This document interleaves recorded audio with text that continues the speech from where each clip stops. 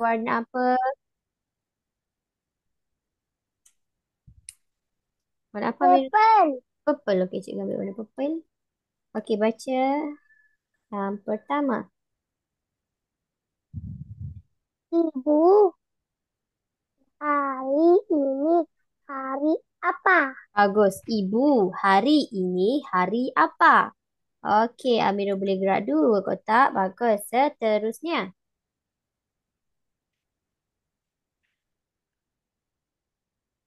Hari ini hari Rabu. Bagus. Hari ini hari Rabu. Okey, boleh naik roket. Seterusnya.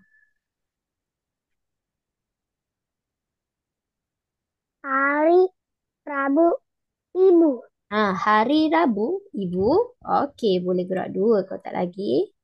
Seterusnya. Ya, ini Rabu. Bagus ya, hari Rabu.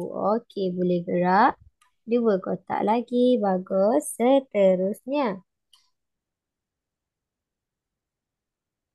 Hari Raya Bila Ibu. Bagus. Hari Raya Bila Ibu. Okey. Boleh gerak dua kotak. Seterusnya.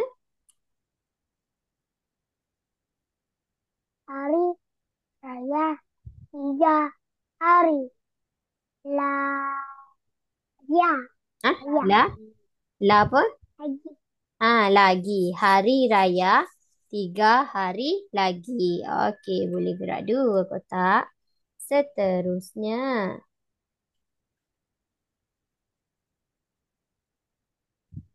Lali, Adi, Malu, Mau, Tahu. Ali mahu tahu. Okey, boleh gerak dua kotak. Seterusnya.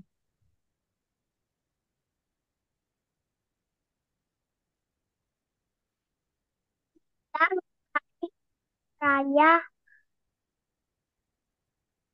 Tiba. Bila hari raya tiba.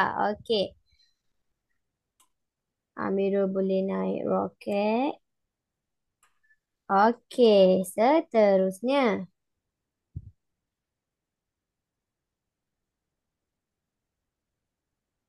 Ya, Ibu. Bagus ya, Ibu. Okey, boleh gerak dua kotak lagi. Bagus, Amirul.